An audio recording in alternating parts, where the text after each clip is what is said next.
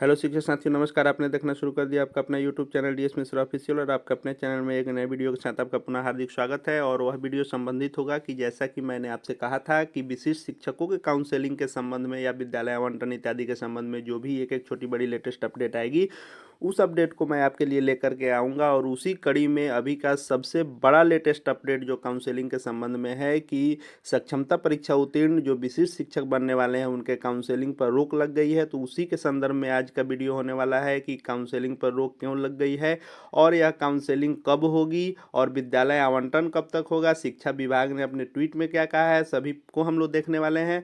तो क्या कीजिए, सबसे पहले फटाफट चैनल को सब्सक्राइब करके बेल आइकन को प्रेस कर लीजिए ताकि आगे भी शिक्षा जगत से जुड़ी हुई ऐसे ही हर एक लेटेस्ट अपडेट आपको मिलती रहे। और आज के वीडियो में हम लोग बात कर लेते हैं कि जो पहले काउंसलिंग का डेट आया था वह आया कि 15 अप्रैल से पटना में काउंसलिंग होगी। फिर दोबारा जो है न्यूज़ चैनलों के माध्यम से आया कि 15 अप्रैल से नहीं 19 अप्रैल से काउंसलिंग होगी और पटना में काउंसलिंग होगी। सभी डॉक्यूमेंट का वेरिफिकेशन पटना में होने वाला है। लेकिन अब जो ऑथेंटिक न्यूज़ निकल कर के आ रही है और समाचार पत्र माध्यम से भी और आपको शिक्षा विभाग के द्वारा भी जो आ रही है वह है कि नहीं मिली अनुमति, चुनाव के बाद होगी काउंसलिंग।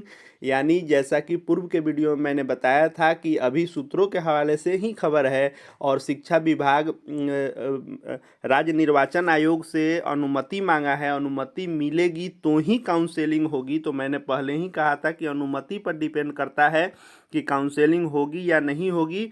तो अब यही खबर है कि राज्य में राजकर्मी बनने के लिए सक्षमता परीक्षा में पास होने वाले जो 1,87,615 नियोजित शिक्षक हैं, जो अब विशिष्ट शिक्षक बनने वाले हैं, उनकी काउंसलिंग अब लोकसभा चुनाव के बाद होगी। और ऐसा क्यों हुआ है? क्योंकि शिक्षा विभाग ने जो है आदर्श आचार संहिता के मद्देनज़र चुनाव आयोग से इसका परमिशन मांगा था, लेकिन चुनाव आयोग ने इसका परमिशन आदर्श आचार संहिता में नहीं दिया है। क्योंकि एक तो शिक्षा विभाग पटना में काउंसलिंग कराने की तैयारी में था, तो पटना में एक साथ भीड़ भी होने वाली थी। और दूसरा जो सबसे बड़ा बात है कि लोकसभा चुनाव या कोई भी चुनाव हो, उस चुनाव का पूरा लगभग सबसे ज़्यादा जिम्मेवारी जो होती है वह शिक्षकों की ही होती है। हर पोस्ट हर कार्य में शिक्षक लगे हुए रहते हैं। तो काउंसलिंग होगी तो चुनाव में निश्चित रूप से चुनाव बाधित होता। और जिनकी जिनकी जिस डेट में काउंसलिंग होती, यदि वे चुनाव ड्यूटी में लगे रहते तो उनको इससे समस्या उत्पन्न होती ही। इसके मद्देनज़र जो है चुनाव आयोग ने परमिशन नहीं दिया है और शिक्षा विभाग भी नहीं चाहता था कि चुनाव के बीच में काउंसलिंग हम शुरू करें, क्योंकि समस्या आएगी। लोग इस पर भी आवाज़ उठाएंगे कि मेरा इस दिन ये ड्यूटी है, तो उस दिन हमारा चुनाव ड्यूटी है, तो हमारी उस दिन चुनाव की ट्रेनिंग है, तो कुछ है। इसलिए इसने पहले आदेश मांगा तो आदेश नहीं मिला है। इसलिए अब सक्षमता परीक्षा उत्तीर्ण शिक्षकों को इंतजार करना पड़ेगा। और 1,87,615 नियोजित शिक्षकों को अब जून तक कम से कम इंतजार करना होगा, क्योंकि आदर्श आचार संहिता 4 जून के बाद ही ख़त्म होगी। क्योंकि 1 जून तक चुनाव होगा और 4 जून को जो इसका मतगणना होगा, मतगणना के बाद ही आचार संहिता खत्म होगी। तो 4 जून के बाद जो नया डेट घोषित होगा वह जून में काउंसलिंग का होगा। तो निश्चित रूप से जून में काउंसलिंग होगी तो विद्यालय आवंटन इत्यादि की जो पूर्ण प्रक्रिया है वह करते करते जुलाई अगस्त तक आपको नया विद्यालय में योगदान करना होगा। जुलाई अंत हो सकता है या अगस्त भी हो सकता है, इसमें कोई संशय नहीं है। क्योंकि आप जानते हैं कि बीपीएससी ट्री 3 जो तीसरे चरण की बीपीएससी के द्वारा शिक्षक भर्ती है, वो भी 4 जून के बाद 7 जून से 15 जून तक उसका परीक्षा होना है। और प्रधान शिक्षक और प्रधानाध्यापक की भी जो परीक्षा होनी है वो भी 15 जून से 25 जून तक होनी है। तो आपको विशिष्ट शिक्षक और बीपीएससी ट्री 3 के तहत विद्यालय अध्यापक और हेड टीचर और हेडमास्टर, ये सभी बहालियां एक साथ चलेंगी और सभी का एग्जाम रिजल्ट काउंसलिंग विद्यालय आवंटन उसी समय होना है।